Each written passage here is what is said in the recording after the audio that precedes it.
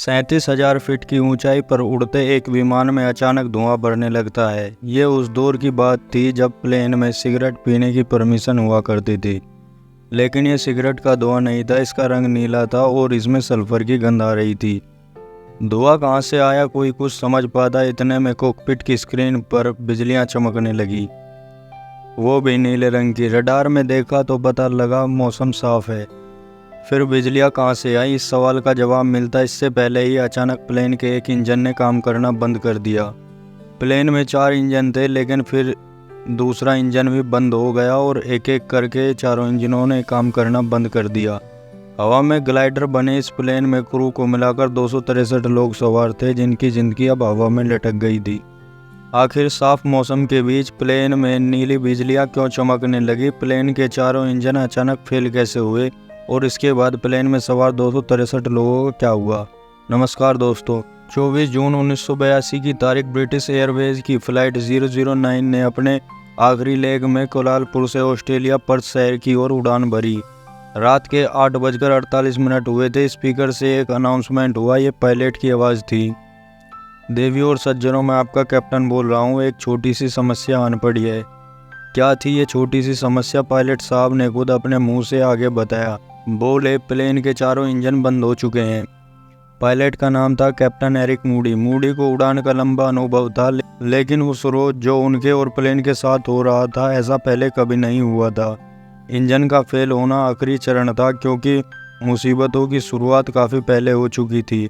Dinner के बाद captain Moody fresh होने के लिए टॉयलेट जाने के लिए उठे, तभी उन्हें कॉकपिट में धुआं सा दिखाई देने लगा। मूडी को लगा लोग सिगरेट पी रहे होंगे, लेकिन ये धुआं तंबाकू का नहीं था। यह नीले रंग का धुआं था जिसमें सल्फर की गंध आ रही थी। मूडी ने प्लेन के सिस्टम चेक किए, कहीं कोई आग नहीं लगी थी। मूडी कुछ समझ पाते इतने में कॉकपिट की स्क्रीन पर उन्हें चिंगारी दिखने लगी। नीले और बैंगनी रंग की बिजलियां, जिन्हें एविएशन की भाषा में सेट एटमॉस्फेयर कहते हैं। आमतौर पर ऐसा तब होता है जब प्लेन खराब मौसम या बादलों के बीच में उड़ान भरता है। यूं सेट एटमॉस्फेयर से कोई खतरा नहीं होता, लेकिन उस रोज दिक्कत ये थी कि मौसम एकदम ठीक था। इसके बावजूद पूरा प्लेन सेट एटमॉस्फेयर से घिरा हुआ था। पायलट मूडी ने मौसम का रडार चेक किया। रडार भी यही बता रहा था कि मौसम एकदम साफ है। मूडी ने फर्स्ट ऑफिसर रॉजर ग्रीव्स की ओर देखा। ग्रीव्स ने इंजीनियर बैरी फ्रीमैन की तरफ निगाह डाली।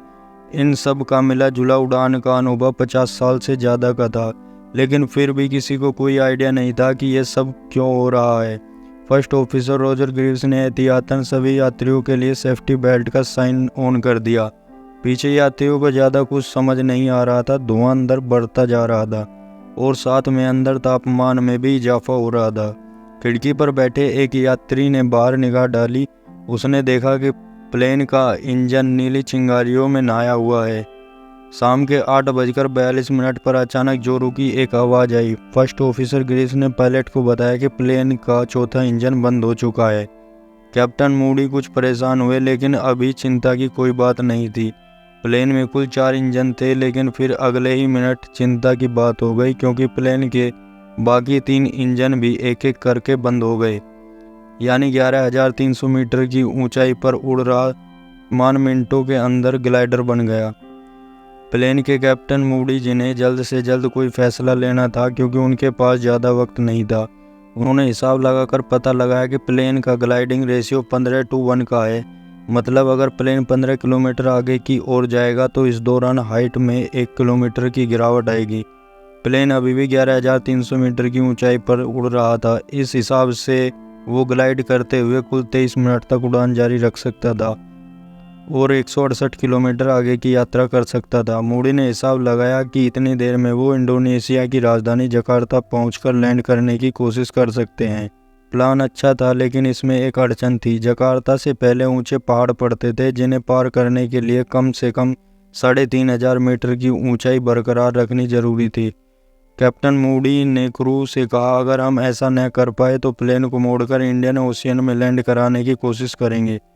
प्लेन को पानी में लैंड करने की ट्रेनिंग उन सभी को मिली थी, लेकिन इससे पहले कभी किसी बोइंग 747 को पानी में लैंड नहीं कराया था। बहरहाल क्रू के पास और कोई ऑप्शन नहीं था, इसलिए फर्स्ट ऑफिसर ग्रीव्स ने जकार्ता एयर ट्रैफिक कंट्रोल से बात कर उन्हें इस इमरजेंसी से अवगत कराया, लेकिन एयर ट्रैफिक कंट्रोल ने उनकी बात को सीरियसली नहीं लिया।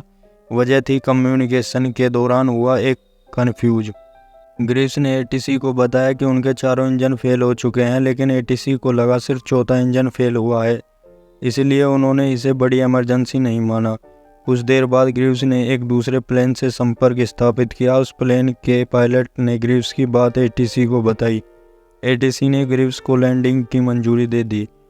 उधर पायलट मूडी की तमाम कोशिशों के बावजूद प्लेन तेजी से नीचे की ओर जा रहा था। इंजन के साथ साथ बाकी इंस्ट्रूमेंट भी काम करना बंद कर चुके थे, जिसकी वजह से प्लेन के अंदर हवा का दबाव गिरता जा रहा था, यानी ऑक्सीजन की कमी होती जा रही थी। मदद के लिए लोगों ने इमरजेंसी ऑक्सीजन मास्क का सहारा लिया। कॉकपिट में भी ऑक्सीजन मास्क की ज़रूरत थी, लेकिन फर्स्ट ऑफिसर ग्रीव्स के मास्क ने उसी समय काम करना बंद कर दिया। कई और लोगों के ऑक्सीजन मास्क ऐसी ही दिक्कतें दे रहे थे। पायलट मूडी ने जब ये देखा, उन्होंने प्लेन को नीचे की ओर तेज़ी से ले जाकर 4000 मीटर की ऊंचाई तक पहुंचा दिया। इस ऊंचाई पर क्रू और बाकी लोग बिना मास्क के भी सांस ले सकते थे, लेकिन इस चक्कर में प्लेन इतना नीचे आ चुका था कि अब उसके जकार्ता के पहाड़ों के ऊपर से उड़ने की कोई संभावना नहीं थी। पहले से बनाए प्लान के अनुसार कैप्टन के पास सिर्फ एक चारा था। उन्होंने प्लेन को मोड़ा और उसे इंडियन ओशियन में लैंड करने की तैयारी शुरू कर दी। केबिन में यात्री समझ चुके थे कि स्थिति गंभीर है। इसके बावजूद कैप्टन ने अनाउंसमेंट करते हुए उनसे कहा, देवियों और सज्जनों, मैं आपका कैप्टन बोल रहा हूँ। प्लेन के चारों इंजन खराब हो चुके हैं, हालांकि घबराने की कोई बात नहीं है। शायद कैप्टन के संयम का असर था कि प्लेन के अंदर कोई भगदड़ नहीं मची। लोग शांति से अपनी सीटों पर बैठे थे। हालांकि कईयों ने एयर होस्टेस से कलम और कागज मांगा ताकि वो अपने प्रियजनों के नाम आखिरी संदेश लिख सकें। प्लेन नीचे की ओर लैंड हो रहा था। इंजन अभी भी बंद थे। रीड और बाकी क्रू ने इंजन चालू करने की कई कोशिशें की, लेकिन कोई फ़ायदा नहीं हुआ। घड़ी में समय हो चुका था 8:55। फ्लाइट 009, जिसे स्पीड बर्ड 9 भी कहा जाता था, पानी में क्रैश होने जा रही थी कि तभी एक कमाल हुआ। अचानक प्लेन के इंजन नंबर 3 में हरकत महसूस होने लगी। धीरे धीरे उसने अपनी पूरी स्पीड पकड़ी और मिनटों के अंदर बाकी 3 इंजन भी चालू हो गए। कैप्टन मूडी ने तुरंत प्लेन की कमान संभाली और फ्लाइट को 4500 फीट तक ले गए। उन्होंने जकार्ता एयरपोर्ट से संपर्क किया। इतनी देर में प्लेन का एक इंजन फिर बंद हो गया। बाकी 3 इंजन भी कभी भी बंद हो सकते थे, इसलिए जल्दी से जल्दी लैंडिंग करना जरूरी था। कैप्टन मूडी ने रनवे पर निगाह डालने की कोशिश की, लेकिन उन्हें कुछ नज़र नहीं आया। सब धुंधला नज़र आ रहा था, जबकि पहले की तरह मौसम अब भी पूरी तरह साफ था। जब प्लेन एयरपोर्ट के एकदम नज़दीक पहुंच गया, तब जाकर कैप्टन मूडी को एहसास हुआ कि प्लेन का सामने का शीशा किसी चीज़ से ढका हुआ है। ऐसा लग रहा था मानो किसी ने उस पर पेंट कर दिया हो।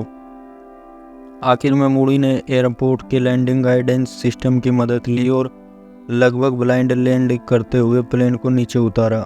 किस्मत से प्लेन लैंड हो गया। प्लेन में बैठे किसी यात्री को खरोंच तक नहीं आई। मूडी और उनके साथी खुश थे, लेकिन उन्हें एक बात अब भी समझ नहीं आ रही थी कि साफ मौसम में प्लेन में एटमॉस्फेयर क्यों दिखी और प्लेन के इंजन बंद क्यों हुए और फिर अपने आप स्टार्ट कैसे हो गए। तहकीकात से ये बात सामने आई। पता चला प्लेन के बंद होने की वजह एक ज्वालामुखी था। प्लेन जकार्ता के पास एक एक्टिव ज्वालामुखी के ऊपर उड़ रहा था, जिसके चलते ज्वालामुखी से उठने वाले धुएं और राख के कारण प्लेन के इंजन ठप हो गए थे। चूँकि ये राख पूरी तरह सूखी हुई थी, ऐसे में प्लेन का मौसम रडार भी इसका पता नहीं लगा पाया। प्लेन जब नीचे उतरा और ज्वालामुखी धुएं से दूर पहुंचा, उसके इंजन में जमी राख साफ हो गई, जिसके कारण इंजन एक बार फिर स्टार्ट हो गए। प्लेन के शीशे में कुछ न दिखाई देने का कारण भी ये राख ही थी, जिसने शीशे पर एक मोटी चादर जमा रखी थी। कैप्टन मूडी और उनके क्रू को इस बात का कुछ पता नहीं था। इसके बावजूद उन्होंने संयम बनाए रखा और लगभग 20 मिनट तक बिना इंजन के प्लेन उड़ाते रहे। इस घटना के महज 15 दिन बाद एक और ऐसी ही घटना हुई। तब इंडोनेशिया की सरकार ने ज्वालामुखी के ऊपर से जाने वाले रूट को ही बंद कर दिया।